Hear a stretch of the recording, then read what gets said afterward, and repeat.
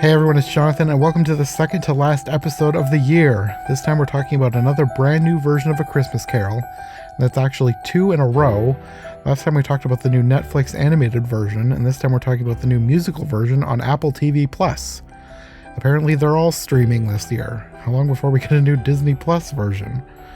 When I first heard of this one, I immediately thought the worst. I mean, a straight-to-streaming, modern retelling of A Christmas Carol starring Will Ferrell, rated PG-13. How could this be anything but awful? I knew as soon as I heard about this one, I would need to do a podcast with Nicki from Trivial Theater. She's my go-to co-host when I think I've got a bomb on my hands. Even when a movie is terrible, she makes it fun. However, I think I might have been wrong about this movie, and I'm okay with that. Okay. Spirited. Spirited. This was actually way better than I thought it was going to be. Oh my God. I don't remember. I feel like I saw reviews for this and like there was one or two that were pretty positive, but the rest were just like, you know? Well, when I first saw the trailer, I was like, this is going to be a train wreck. I should do this one with Nicki. a fair assumption, I'd say. And then I started seeing some positive buzz, and then Rachel Wagner, who loves A Christmas Carol, had a very positive review, and I was like, okay, so maybe I misjudged this. And apparently I had, because I enjoyed it a lot more than I thought I was going to. It's same. I kept on like throughout. I was thinking back to all the reviews that I had seen, and just I guess my inner Scrooge was coming out, and I kept trying to be like, okay, there's this and there's that and there's the other thing, but I kept coming back to I am genuinely enjoying this movie, because I'm not like I love Christmas movies, but there are those ones like it has to. I'm more a fan of Scrooged than I will ever be of, say, a classic Christmas Carol, Mm-hmm. And there is some Scrooged in this, which is maybe the reason I really enjoyed it. I'm not sure, but Yeah, I was going to say this has a little bit more in common with Scrooged than it does with like the 1951 version. oh, absolutely. Or Muppets Christmas Carol, or name any others. So Mm-hmm. great dance routines though. Like that was definitely pulling that whole thing. It's like, oh, it's got elements of hip hop, Nutcracker in it. Yeah, a little bit. I was thinking kind of like Broadway because Oh, like it very. felt like whenever there was like a new dance routine, it felt like everything changed about the way they were filming it. It felt like the lighting changed, the cameras changed. It felt like a recording of a Broadway show. Well, and they even kind of explained one of the. I was a few minutes late getting in, but I caught the tail end of like and obviously we'll talk a little bit more about it. But I caught the tail end of like the thing that kind of sets up the premise of what they do.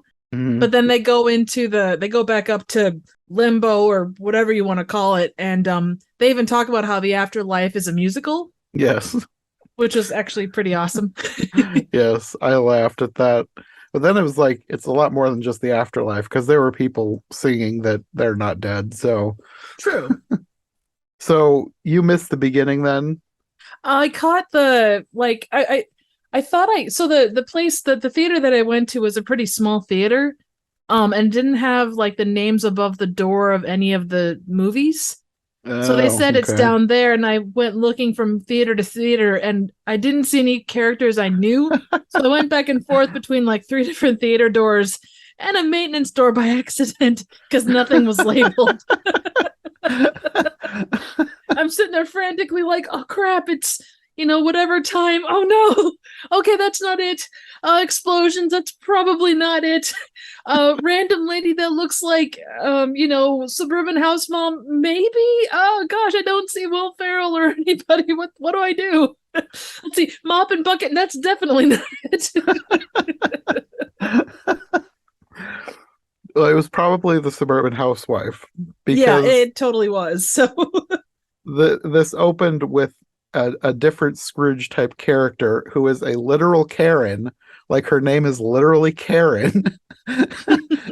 she's having the whole life revelation thing at her grave with the Ghost of Christmas Future, and, and she's like getting sucked into the ground, and she's like promising to repent, and then she kind of stops, and then she kind of starts reverting a little bit, like talking about somebody annoying her, and then she's getting sucked in more, and then she gets pulled in all the way, and then all the ghosts are talking like she'll wake up in a few minutes and then she'll change. So did you see the part where like the next day when she comes out and she's like playing with the children? Yeah, I did. Okay. That was about where I caught it, and basically the dance number started. That's when I finally settled into my seat and said, okay, we're gonna take a chance on this one, and if it's not, we'll figure something else. Well, I thought it was kind of interesting. Like when I watched it, I was like, I feel like I know her, and it was Rose Byrne, who I'm not like 100% familiar with, but I looked her up and was like, oh yeah, she's Moira McTaggart in the X-Men trilogy. And also, I didn't realize she was also Dorme in Star Wars Episode 2, the one of the Queen's lookalikes, the one that gets killed. She was also the I don't know what you'd call her. She was kind of the rich hoity-toity chick in Bridesmaids. Okay, I haven't seen that. Okay, well, she's like the one friend that Maya Rudolph's character kind of gets in with, and they do all this stuff that's very high end and such. So, okay. Main conflict is with her and Kristen Wiig's character. Anyway, neither here nor there. Well, in this version, the ghosts, like everything is explained as the ghosts are like running a simulation of people's lives. It's not exactly a dream. They like live in another dimension. So they build sets and everything, and then they take people to this other afterlife like dimension and then run a simulation of their past, present, and future in order to get them to change. And they do this every year. Right. And honestly, it feels like even the way that they move things in and out, it does feel like a stage play when they get to those points. It does, yeah. A supernatural stage play. Exactly. The best kind of stage play. When I first was watching it, like when they first started explaining, I was like, why do they only pick one person a year? Like, why do they set up all year to just do one person? But then they kind of explain it as they're doing this for the ripples. They pick a specific person who they think if they change, they will cause positive change in many other people. So that's why they target specific people. Yeah, I really liked the way that they laid that out. I thought it was cool. Just that whole kind of behind the scenes. Not that you'd ever need it, but it added some fun kind of backstory to the ins and outs. And was it just me, or did Jacob look like Alistair Sims a bit? Maybe, and I could have sworn I knew him from somewhere, but maybe that's why I thought I knew him, because I looked him up. I was like, I don't think I've seen anything he's been in. So maybe that's why. Maybe I was just getting flashbacks to a different Scrooge. Like, that's what I kind of got, because I looked him up too, and I thought, man, I was thinking, I knew I had seen him from somewhere, and it's like, okay, it's at least, the earliest that it is 90s. But you think like the guy that played Palpatine, he kind of played that role over the course of, 30 odd years, and they just, aged him up. But yeah, it wasn't the same guy. It was but yeah, he definitely had a similar vibe. Yeah, his name is Patrick Page, and I guess he's more of a Broadway actor. Yes. And he's actually played both Scrooge and Marley on Broadway, so he fit the part. Very much so. So you have, for your main ghosts, Will Ferrell, of course. He's the Ghost of Christmas Present. And then Sunita Mani as the Ghost of Christmas Past. And two people played the Ghost of Christmas Yet to Come. Lauren G. Woods, because he is 7 foot 1 inch tall. That helps. So he can fit the costume. And then Tracy Morgan is the voice. Not surprising. That actually, when I heard him, it's like that voice is so familiar, and then you see him pop up in the credits, and it's like, oh, there you go. Okay. I recognized him right away. I haven't watched a whole lot of 30 Rock, but as soon as he started talking, I was like, that's the guy from 30 Rock. And SNL, and definitely 30 Rock is a more consistent place to see him.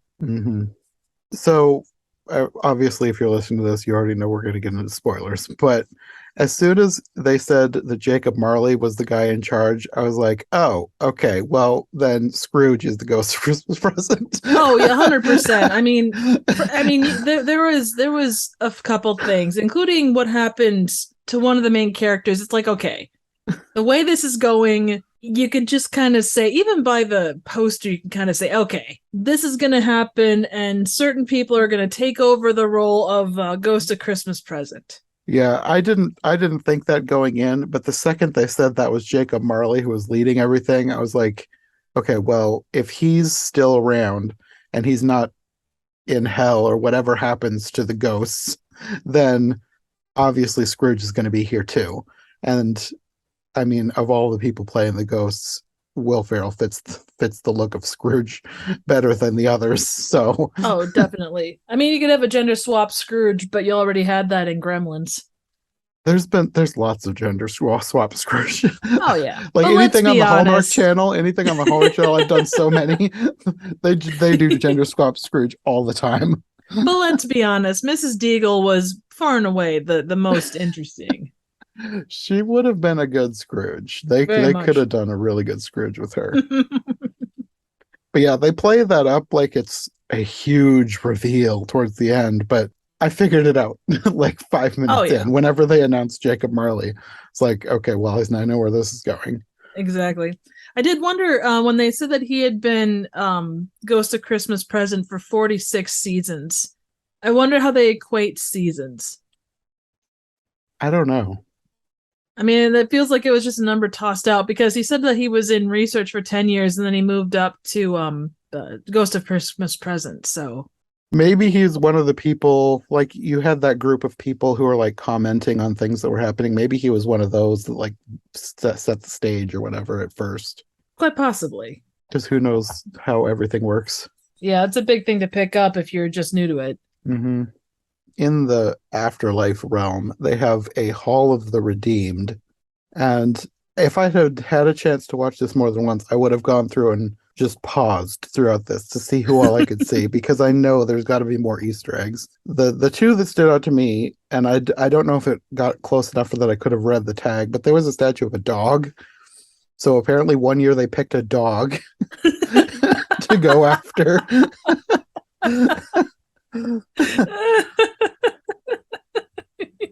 And then Dolly Parton was in there.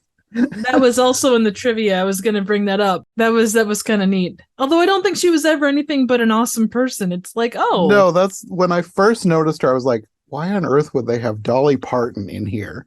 However, once it talked more about the ripples, I was like, Dolly Parton, she's basically become a humanitarian. Like, she donates so much money. She has children's programs giving books to kids who can't afford them. She does so much stuff. Oh, yeah. So I was like, I think they're probably going for that. Maybe, who knows, maybe she was a kid when they went at her, but like they're saying that because of the work that they did with her, she turned her life around and now she's made the world a much better place than it would have been without her. True, which I'm hoping that's what they're going for, because Dolly Parton, I don't think, is somebody you could say, well, she is a Scrooge. Yeah, exactly. And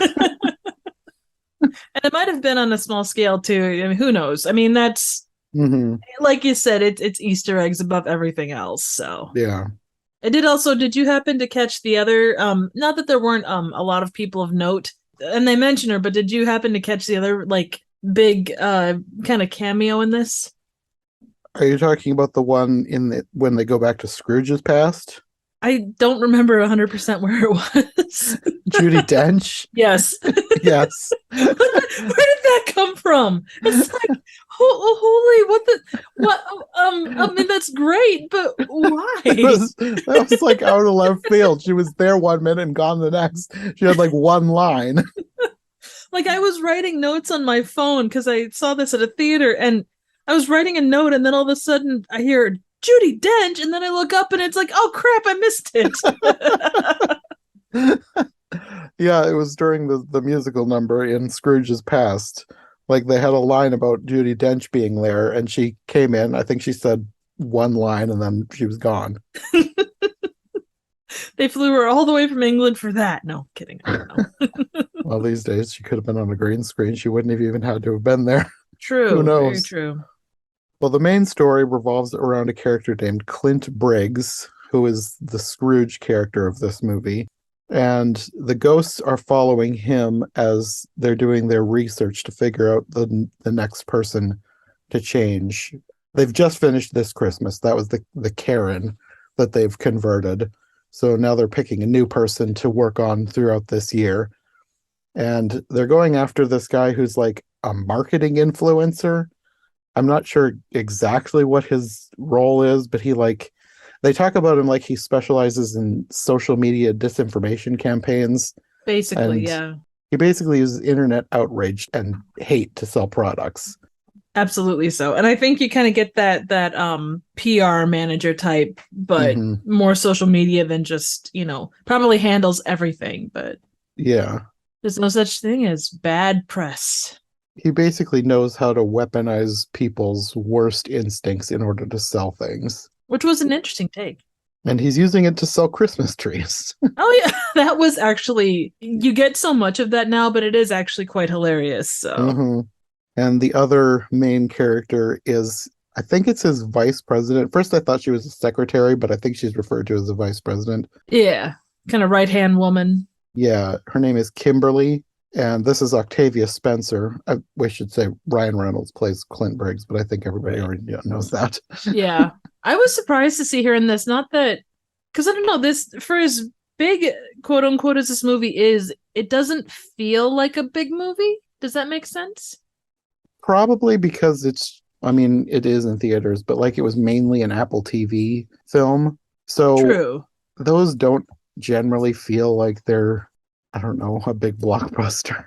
No, that is true. I guess for all the names in this, and I'm sure it was probably a case of, oh, this sounds like fun. It'll be a day paycheck or whatever. I didn't expect all the big people that ended up in this. Hmm. Yeah, there were more than I expected, and she's probably the biggest one that I wasn't expecting. Oh, absolutely. This I mean, doesn't really seem like something that she would do.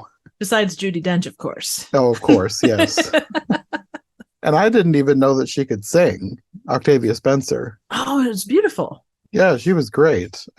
I think I read that this is the first time that she's sung on film. So if that's the Really case, then she really did well for not having done it before. agreed. Very much so. I enjoyed the whole calling Ryan Reynolds a combination of Mussolini and Seacrest. Well, the main crux of the film comes in that Marley deems Clint to be unredeemable. He says it would be nearly impossible. It's only ever been done once before. And at that point, I was like, yeah, with Scrooge, right? Exactly. And I feel like I should just call him Scrooge. I wrote down present, even though I knew it was probably going to be revealed that he was Scrooge. But Scrooge, the Ghost of Christmas Present, doesn't want to accept this. He threatens to retire immediately if they don't choose Clint. And he starts to sing a song, but Marley immediately relents. It's like the afterlife is a musical. He should have been on board with this. He should have, but I suppose, even he has his limits of songs and such. I mean, this isn't Les Mis, so. I did like how in the credits, like they go back and they do the entirety of the song. Yeah, yeah. And I really liked that song too. Yeah, it was sharp. And then there's like the random, I don't even know if they're fourth wall breaks, but it's like a pause in the movie or in the action. And they're just like, oh, stop. We're not going to do another song. It's like they kind of step out of the movie and kind of break not that they break character, but they kind of break character a bit. It was like they cracked the fourth wall instead of fully breaking it. Like the thing about Exactly. the afterlife being a musical, the way they said it at first, it sounded like that they knew they were in a movie. It was like, well, everything's a musical. Like, what do you mean everything's musical? The afterlife. I do hope the afterlife is a musical. I think that would be fun. Yeah. I also did this is so random, but with the Ghost of Christmas Past, she was infatuated with Ryan Reynolds' character, and she talks about how there's no hot girl summers for Christmas Past.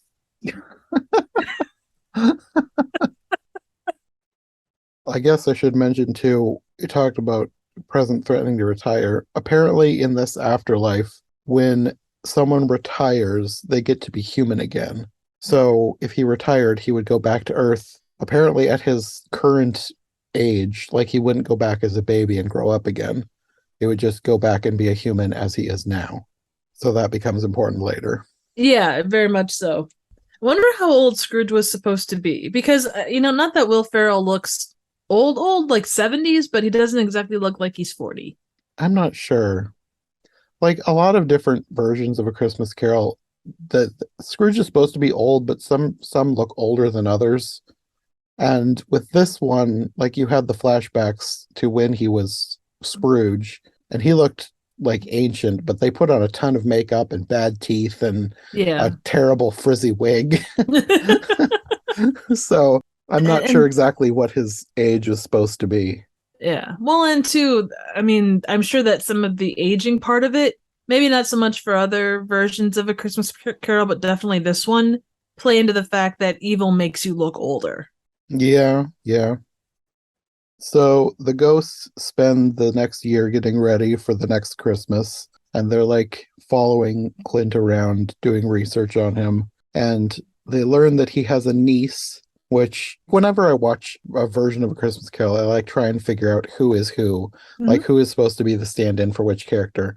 And to me, the niece seemed to be a stand-in for both nephew Fred and Tiny Tim. I would Not agree with that. more, slightly more nephew Fred because she wasn't like she didn't have an illness or anything, Right, right.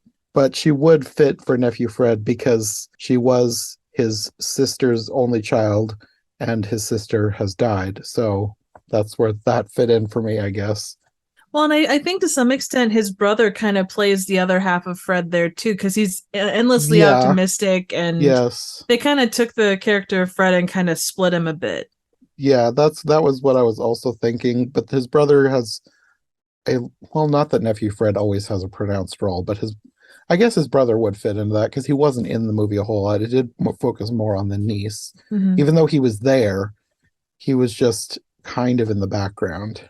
Yeah, yeah. It was more based around the comings and goings. Like it all kind of revolved finally around his niece, definitely. Hmm. And then I was also thinking of Kimberly as being in the Cratchit role. Oh yeah, very much so. A slightly different take on it, but yeah, definitely Hmm. in that realm. She reminded me more of the character in the Cratchit role in Scrooged. Oh yeah, very much. But then she also kind of plays like falling under his influence and the going towards a little bit more of that evil side, even though she hates Hmm. herself for what she does. Yeah. And there are versions of A Christmas Carol that do play with that. The one that comes to mind first and foremost is a Barbie in A Christmas Carol. Because in that version, the dark future includes the person in the Cratchit role taking on everything about Scrooge and becoming awful, just like the Scrooge character. Ah, interesting. So the niece, when they're following Clint, they you learn that the niece is running for student council and she's asking Clint for help. And at first he doesn't want anything to do with this, but then he decides to have Kimberly do opposition research on her opponent for student council because apparently this kid is like a super nice kid who gets all straight A's and his parents run a homeless shelter and he's like Kimberly can find something. So he sends Kimberly off to do the research, and Scrooge slash present follows her just in case this is important to the story later. And you learn that she's conflicted about all the things that her boss is making her do, but she does it anyways. And she finds a video of this kid, the other person running for student council, in his parents' homeless shelter calling homeless people gross. Which, as a sixth, and I think he was a sixth grader at the time. Yeah. Underneath that set of rules, that does make him cancelable. Yes. That is one thing with this. They do, with for good reason, play heavily into social media and the concept of Yeah. canceling and like all of the negative comments and how it like Hmm. how bullying drives people. And it takes it in some directions I didn't expect. Oh, totally. Yeah. Like I thought they did a really good job with that. I thought so too. So Present is with Kimberly, and suddenly she can see him. Like in most versions of Christmas Carol, no one can see the ghosts except for the person that they're haunting. But Kimberly can see the ghost of Christmas Present, and he tells her who he is, and she thinks it's a joke. So then he starts calling himself Roberto. Throughout this scene with them talking, you can tell that he really likes her. and it seems like the feeling might be mutual. You have a brief scene in here where he's watching Jimmy Fallon talking about the Christmas tree war that he has incited. And at this point, this is where the haunting begins. Jacob Marley goes in, which I wasn't sure why Jacob Marley is the one who goes in. Like it made sense when it was Scrooge because Marley like He knew him. he's in Yeah. Scrooge's past. So when it started explaining what was going on, I was like, okay, well then it's his sister that's going to go back in and haunt him because his sister has died by this point. But then it was Marley, and I was like, what? Why is it Marley? Like complete with the chains and the cash boxes and everything. It just seemed kind of weird that it was Marley. I mean, the scene No, was I agree. good, The but it scene is just very seemed good, but yeah, it out of was. place. Yeah, it does, and it's like I suppose that's why he's like, "Oh, is this a dream?" I mean, I'm sure that it's not just a random scary thing coming to take you Hmm. down. It's or I guess that's exactly what it is a random scary thing. But Hmm. I feel like it would have had more of an impact on him if it had been his sister, though. well, and I suppose that's why they kept that for like the kicker moment. Hmm. Because if she had come first, I don't know. It's kind Yeah, of a double edged sword. yeah. Well, Marley leaves. He tells the other ghosts that it's basically pointless. So Past goes in, and you can tell Before that she before we go has. further, I did love the way the random breaks happen. Like Ryan Reynolds keeps on like interrupting and asking questions. Oh, yes. I thought that was amazing.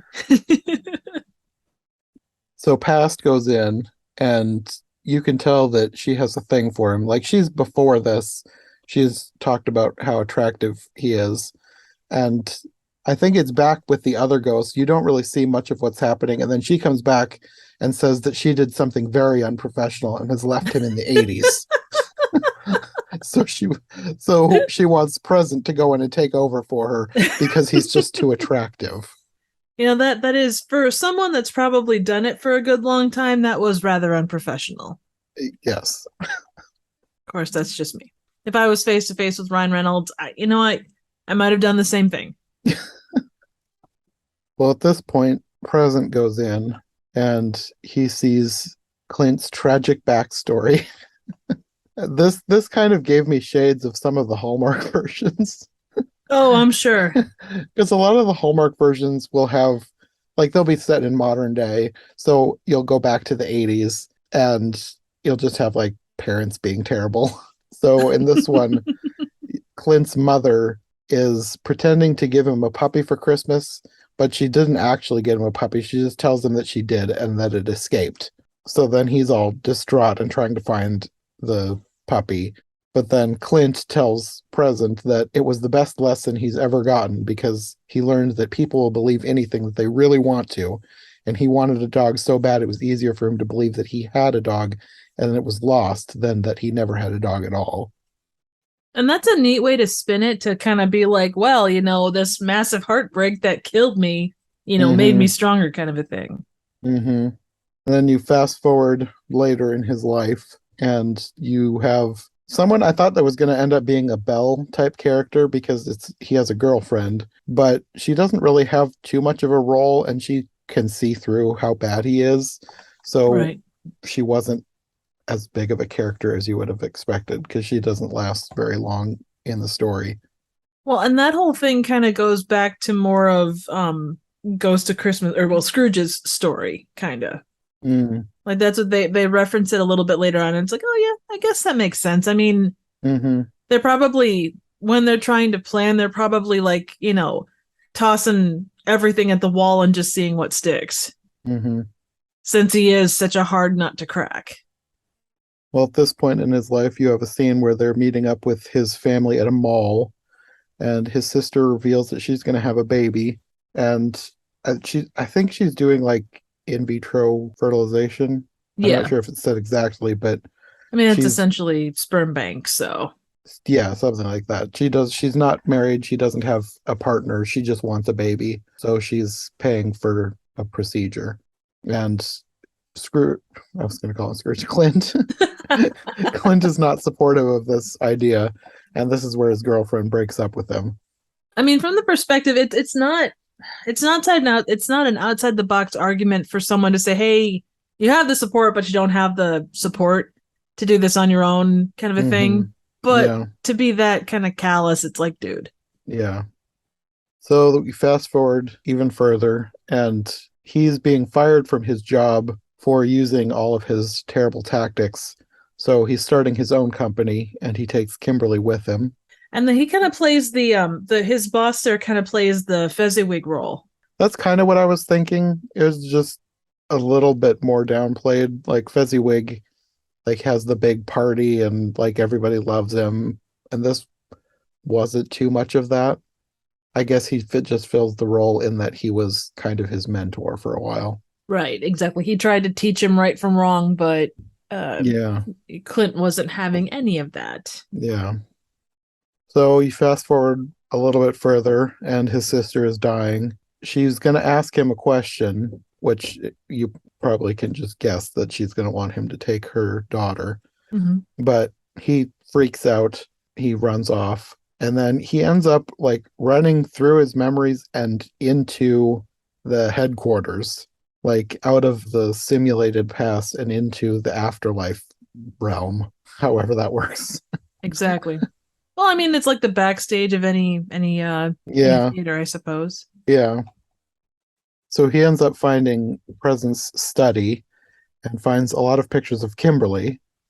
And he also Mhm. finds his file, which shows him that he's been deemed unredeemable. He's all upset about this when Presence shows up, but then he takes him through another door into his own past. This is where you get revealed that he was Scrooge. And you also have a random, like it turned out not to be random, but I thought it was kind of hilarious that he died just a few weeks after he was redeemed. And he said the leading cause of death back then was January.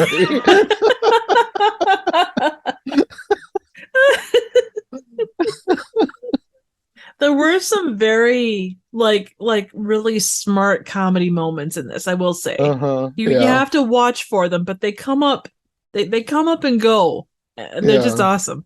Yeah. Also, I love the fact that good day is like just a terrible thing to say. I was gonna look Sorry, that up, good but they afternoon. Good afternoon. yeah. Sorry, not good day. Was that real or did they make that up? I was gonna look that up, but I forgot.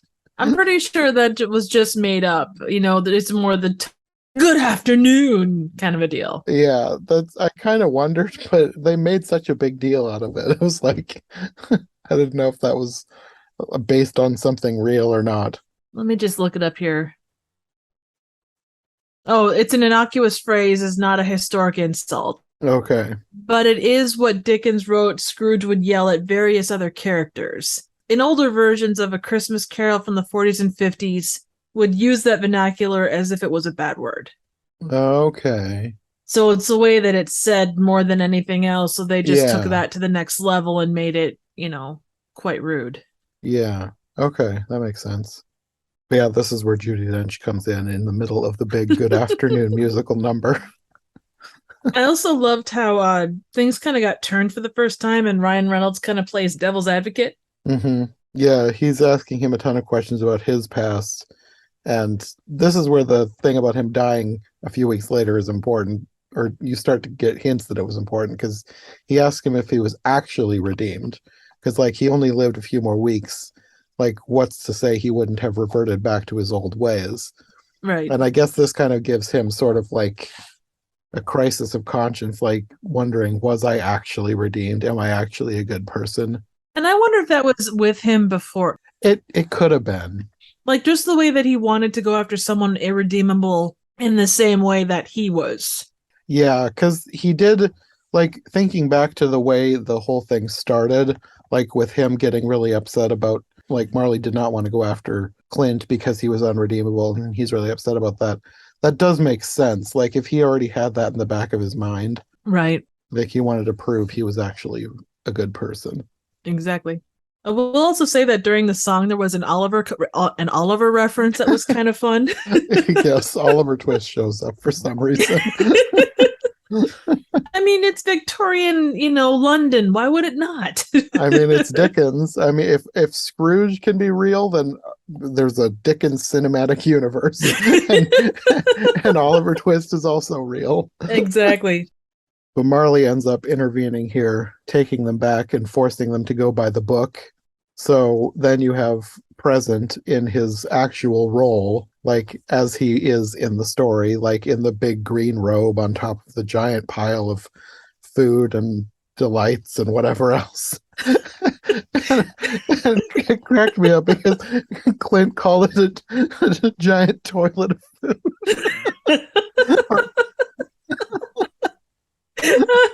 I never thought of it that way, but it kind of not it doesn't look like that, but I could see where he would get that from. And Present trying to get off of the big mound of food and slipping in everything, that was pretty great. Yes. They also have a scene here where they're flying through the sky, and I think they just did that because they didn't have that with Past, because normally it's Past that takes the character flying through the sky, but then they turn it into a joke because they end up right back where they started. Oh, that was so awesome. And this is the party too where you get Cousin Eddie and Elf and the Heat Miser and a whole bunch of other random characters. Yeah, and you have everybody there talking about him behind his back, and his brother is like trying to defend him. Kimberly is here again. She can also see Scrooge here, and she's kind of flirting with him. And Clint is mad about everything and drags him away. And she can't see Clint though for some reason. I'm not sure what. Like I said, I don't really understand the rules of this. I just kind of go with it. And that's the thing too. It doesn't take itself terribly seriously. So you do have to hold it to a certain level of rules, but you certainly don't have to. It's not a movie to go, write down all the rules and go, oh, well, they broke this one. You have a brief scene with him taking Tim to see that his ex-girlfriend now has a family and is happy. And you sometimes get that in versions, like they'll see that Belle has moved on and had a family without Scrooge. I'm not sure if that's from the book or not, but it doesn't happen in many versions, so it was kind of nice that they had that in this one. Agreed. Well, and I think that just to follow up with her to kind of say, hey, this is what you could have had. Yeah. And obviously that hit Present more than it did Clint. Yes, because he's like imagining himself having a life on Earth. And there's a scene in here somewhere where he's imagining a life with Kimberly. Which was cute. They were adorable. And at some point, they end up at the homeless shelter where his niece's political opponent is working. And they see his dad taking a picture and telling him to post it, saying maybe it'll earn him some votes. So this kid posts the picture of him helping at the homeless shelter. And I guess his niece must have notifications on for this guy or something, because like she instantly knows that he's posted. And when his post goes up, she posts the video that Kimberly found, and it instantly goes viral, and his campaign is ruined. Absolutely. Because that's how it works, in the real world. Yes. And Clint starts to feel a little bit bad about this, but he's trying to justify himself, that he says that there's a lesson in there that when you run for office, your past is fair game. And then Scrooge / Past's response to this, I had to pause the movie because it made me laugh so hard. He said he posted that when he was in 6th grade, you butt crack. My goodness, the language. I would have fainted dead away had I not been in public. There's just something about him yelling that just I couldn't stop laughing. I had to pause the movie. Well, that is a very Will Ferrell thing to say. If you think like SNL, like that is by and large him. So he can see that he's not really getting anywhere with him. He calls Past and he asks her to cue up the memory from the hospital that he ran out of. And you see that his sister had asked him to take her daughter, and he refuses and passes it off onto their little brother. So they're arguing after this, and Marley intervenes. Clint knows that his question from earlier is still bugging him, and now Scrooge wants to know if he was actually redeemed. And then they have a whole musical number that I liked that one. Like some of the music like it all seemed very Broadway and it all seemed very similar. But there were a Yeah, couple that stood out to me that I really liked. One was the Unredeemable Song, then of course Good Afternoon. absolutely. That was amazing. I also did like, and there's a few variations on it, which you get that oftentimes as as you say in Broadway. Mm-hmm. But the view from here, kind of how it changes depending upon what the situation is. Okay. I mean, it's a very straightforward, simple song, but I Yeah. like the fact that it was perspective based on where they were. Mm-hmm. But after this, he immediately decides to retire right then and there. He wants to go back to Earth and find out if he's actually a better person. So he and Clint wake up together, and he now has to get used to being a human. He doesn't realize that everyone can see him, and he can't walk through walls anymore. He also enjoys back scratches and long showers. Very random, but everybody has their thing. He's gonna take a bath or shower once a month. He needs one of those, what are they called? They're like a scrub brush with really hard bristles.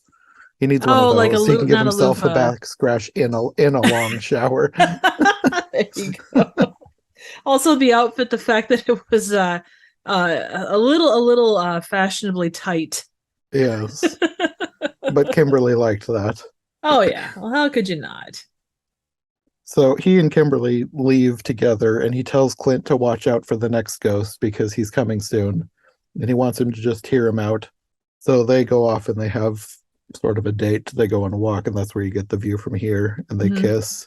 I will also say that Clint is very like, and obviously he's been going through this entire thing, both kind of being devil's advocate and learning from present. But Hmm. when he understands what's going on, he seems like he's not open to it per se, but he goes along with all of it, Hmm. which was interesting. Yeah. He's not trying to go, nope, nope. He doesn't stomp his feet and go, nope, not dealing with this. Yeah.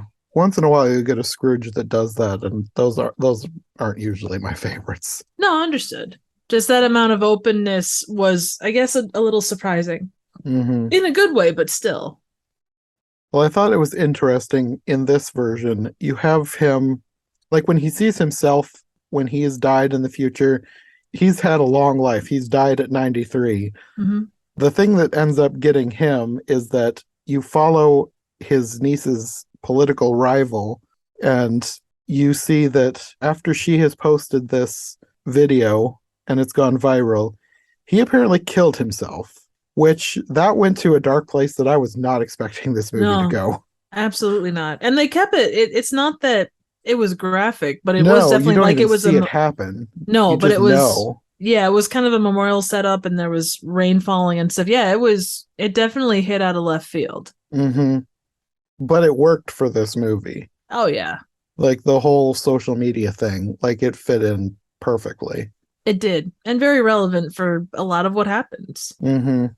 And there's even a point earlier in the movie where Ryan Reynolds says, we're not going to kill the kid. And it's like, well, you kind of killed the kid. Yeah, I forgot about that, but yeah, he did. Yeah. But at this point, he freaks out and he runs off. Past and future together chase him down. Future is like furious that Scrooge, present, has quit. He's like upset about losing his best friend, and he's taking it out on Clint at this point, and he just tosses him into his grave, and he wakes up at present day. He now is trying to stop his niece from posting the video. So he finds Scrooge. They go together. They take a cab, and I thought it was hilarious. The driver tells them good afternoon, and like Scrooge is like dragging him out of the cab in fury. Also, the cab, and there were a couple of other references throughout this that were very much like Scrooge, but the whole cab thing was Mm, very much was it Ghost of Christmas Past. yeah, it was. So they get to the ice rink where his niece had posted the video from, and they get there right as the kid is posting his post about working at the homeless shelter. And he tries to stop her just in time, but Kimberly has gotten there first, and she had already told her that it wouldn't be right to post the video, so she's not even planning on it at this point. Kimberly has had a complete change of heart. She quits immediately, and then everybody's making up and hugging, and it doesn't even really care that she's quit. He's Right. glad that everything has worked out. Scrooge is all excited at this point because he thinks that he is reformed. He thinks that Marley and past and future are coming to congratulate him on changing, like they did at the beginning of the movie with the Karen. But they don't show up, and Clint tells him that he hasn't really changed. He just wanted to take back one terrible thing that he did, and that's all. He's probably going to go back to work next week, and everything's going to be the same. He'll probably feel guilty for a couple of days, but he'll rationalize it and get over it. Exactly. And to some extent, had the movie ended here, and I know it doesn't follow the traditional Christmas Carol like story, it would have been very much the way we deal with present day things. And you try to right those things that are super wrong, and you realize that you can't fix everything. But then it goes on from there, and it definitely it brings you from a place of, reconcilable. That's not even a word, is it? An ending you can it's an ending that you can reconcile with, to an ending it's bittersweet, but it's a much more solid ending. Yeah, there were a few places in here that it could have ended and it would have made sense. That was one of them. And then Scrooge is now upset. He runs off. He runs into traffic. He's going to kill himself too. But do you think he meant to? Well, yeah, I guess he did, because he stood in front of a bus. Yeah, he says he needs to get back to the afterlife because he wants to intervene again. He says there's still time for Clint to change. It's still Christmas, so they're not out of time. So the only way he can get back is if he dies. So that's why he runs out into traffic. And Clint is telling him to come back to Kimberly, but Scrooge thinks that he's unworthy at this point. And Clint gives him a speech about he's already good, but there's no quick fix. You need to put in the work to become a better person. Which, to that point, I think that could have been a good ending and a good perfect moral too, because that is a little bit more realistic than A Christmas Carol. True. And it works with modern story as well. Yes, because that is how someone becomes a better person. You don't normally have one life-changing moment and then you're instantly better. Exactly. You have to put in the work. And I thought that if they had ended it there, that would have been perfect. But Scrooge runs into traffic anyways, and Clint runs in to save him, and then everything freezes. The ghosts appear. He's redeemed. They have another musical number. And then the song ends, and he still gets hit by the bus. And he dies. And I was like, what? And I love how Jacob and Christmas Future have like chili, and they're just standing there like eating it, talking about how Clint has bitten the dust. They basically say that of course he has to die because otherwise his sacrifice wouldn't have meant anything. So his sister appears and she's going to take him into the light, and then he stops them and he has a proposal. So then you fast forward a few years, and now he's working the job as Christmas present, and he's wanting to expand into other holidays. The ghost of Ramadan past, the ghost of Hanukkah yet to come. And apparently you can get married in the afterlife, because it looks like he and the ghost of Christmas past are married. And if they're not, they're a couple. Well, okay. Afterlife is a musical. There are marriages in musicals, so in theory, sure. Yeah, I guess. I don't know. Yeah. And I'm not sure if he was like sharing the job, because he and his sister were both there and they were dressed the same. So I don't know if they were both working as the ghost of Christmas present. And if they weren't, then she's in some sort of like vice president role, because she was working with him in some capacity. So then he goes to visit Scrooge and Kimberly, and by this point they have kids, and he wants Scrooge to help him with a case, but it's actually a reprise of the opening song, and that's the end. Yep. And then you also have the deleted song over the credits. Exactly. And then I don't know if you stayed through the entire credits, but there was a bonus scene at the end. Was there? Oh, darn it. It wasn't that big, but like at the beginning when they were trying to pick who to choose, they were going through this hotel because Clint was like giving a speech in a big conference room or something, but there was a hotel manager who was berating somebody, talking about how nobody should be seeing the janitor or whatever. That was actually funny because at that point, and I have it written down and I didn't mention it before, but past, I think it's past says about him, oh, he doesn't follow the Canadian stereotype because he's just super rude. Yeah, because it was taking place in Canada. But yeah, the bonus scene at the end was the hotel manager has now been chosen because he starts getting haunted. Nice. And then that's the end. It was cute. It really was cute. I mean, I think it has the legs to become like a staple I think it does too. just because it's different. You Yeah. know, it takes the whole Christmas Carol thing and kind of flips it on its head. It's not just Scrooge, affecting other people, but Scrooge is also being affected. Hmm. Yeah, I think that this one has more staying power than some other more recent ones. Because not that Christmas Carol versions are a dime a dozen, but there's two this year. And Yeah, I feel like this one's going to stick around a lot longer than the other one. The other agreed. one is okay, but I don't think it's going to have that much appeal beyond kids. Like, it really is a kids movie. We talked about it in the episode that will probably come out right before this one. Yay. Make It's, sure to check it out. Link in yeah, description. it's basically a kids movie. It has a little bit more to offer. It's a weird movie too. It's kind of bizarre. Like, watch it for just how straight. Like, half the time in the movie, I was going, "What is this movie?" Like, the Ghost of Christmas Present is a giant cat person, and he's surrounded by these little gremlin elf creatures that eventually turn into demons when the Ghost of Christmas Oh, Future turns up. It's bizarre. It's a weird interesting. version. That is very interesting. I will say that, and obviously not there's only so many ways that you could take a Christmas Carol. You've got like the Scrooged route, you have the Muppet Christmas Carol route. This is a very unique take on the whole Yeah. premise. It also reminded me of that other version that you and I did a year or two ago, the Yeah, mini Scrooged. series. Oh, No, the yeah, mini that. series, the one that Yeah. I didn't like. The one that's like it's not R rated, but it's like the TV version of R. It's very realistic. Like for the time, it was probably relatively realistic. But just the way that they built on the mythology, I guess, is what I'm talking about. Ah, got it. Like, there was a whole thing about Marley was trying to be redeemed himself, and he needed to get Scrooge to repent in order for him to be redeemed. And they kind of fleshed out a little bit how that afterlife works. That's So true. that's why this reminded me of that.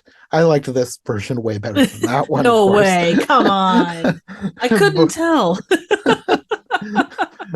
but it just they put more thought into how the afterlife worked, which you don't always get. And not that you need that, because sometimes you don't really need things to be explained. And I Right. wouldn't say that a Christmas Carol needs everything to be explained, but if you're going to do it well. And I think that this one did it well. It did it very well. There's no doubt about that. It took it, I don't know, like it was fresh. Yeah. Even if I don't think it's a perfect movie by any stretch of the imagination.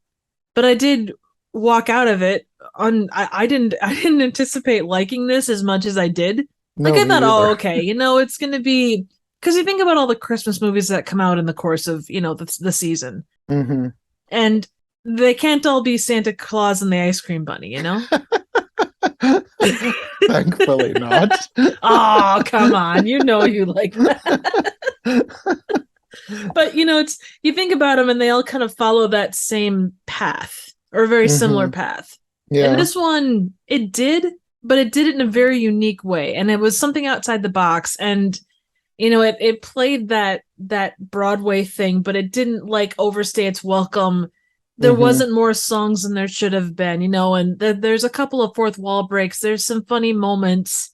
I don't know that this is necessarily for kids, but it No. is like teen and up. I think Yeah. you're gonna enjoy it generally. Yeah. Yeah, it's definitely a good movie for most people. It wouldn't be that great for kids. I don't think kids would be interested in some of it anyways, but it is a good movie, and I probably will rewatch this one at some point. And I can't Agreed. say that about every version that I watched. Oh no, absolutely. I mean, like for me, this Scrooged Christmas Story, National Lampoons, it falls into that area of movies I will definitely revisit. Hmm. Yeah, I really liked this one. I did too. And again, I wasn't expecting like I went in kind of cynical, like, ugh, It's going to be fine. I'm going to walk out and it's going to be like, yeah, it was okay. But like it changed my entire mood. And that doesn't happen real often. Yeah, that's great. Yeah. When I first heard about it, like I said, I was extremely cynical. I was like, well, this is going to be terrible because Will Ferrell can be hit or miss for me. Oh, 100%. Like sometimes I'll like him, sometimes he'll really annoy me. And I kind of just figured that this was going to be one of the ones that was going to annoy me. But then after Rachel reviewed it well, I was like, okay, maybe I'll be cautiously optimistic. Yeah. And then it still was better than I expected. So yeah. Absolutely. Yeah, it was an out of left field kind of movie. And again, I don't think it's not a perfect movie by any stretch, but as far as Christmas movies go in this genre, like, where it's a little bit more goofy, it has source material and it's kind of taken a slight angle on that. It was incredibly well done. And you can't say that about every adaptation of a classic story. Yeah, no, definitely not. I mean, one wrong decision or one change decision could have made this just a sappy mess, or something like, I don't know, it could have been too much Will Ferrell. Yes. The balance was incredibly good. Like, it didn't fall into like weird parody SNL territory. Yeah. They played it just enough serious and just enough tongue in cheek that it worked. Right. And everybody seemed to understand they were having fun with the roles, but they didn't like go over the top and, make it something it shouldn't have been. Yeah. Which in itself is actually pretty amazing. Yes. And then you had the music at part of it. And like you said, a lot of the music kind of had a similar sound, but the songs that mattered really, they did a good job of mattering. Yeah. And even the ones that I suppose you could classify as a little bit more forgettable, they were still good enough that I would listen to them. I wouldn't mind an album of this because it would just be good to mix into your other Christmas playlist. Oh, absolutely. Or just generally even. Like the Good Day song would be good darn near any time of year, really. Or not Good Day, for goodness sake. Good afternoon. Good afternoon, yes. Good afternoon. And even just I guess I just assumed that they were just making fun of stuff, but the fact that it actually has a little bit of like background to it is actually kind of awesome. Yeah.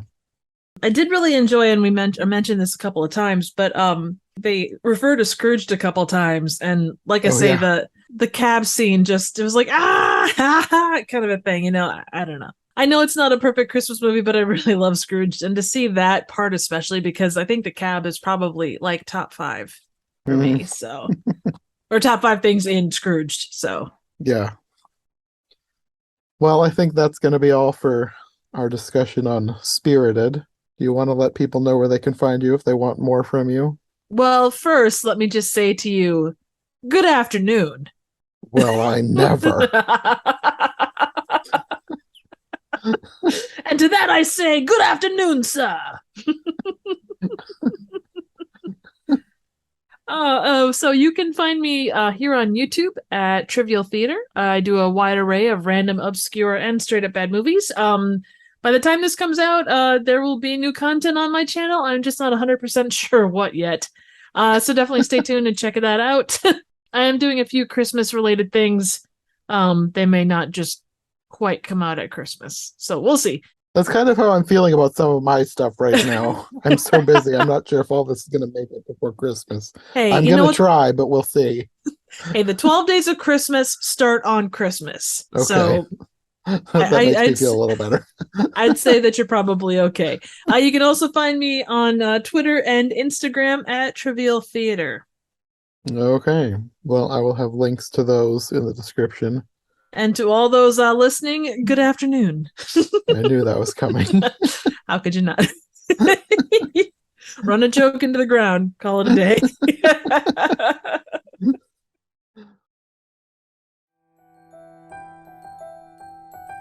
Thanks for listening to the Every Version Ever podcast. If you like what you've heard, don't forget to subscribe on whatever platform you prefer, and of course make sure to follow my co-hosts as well. Any relevant links will be in the description for easy access, and we'll see you soon to talk about another brand new version of A Christmas Carol. Thanks for listening, and Merry Christmas.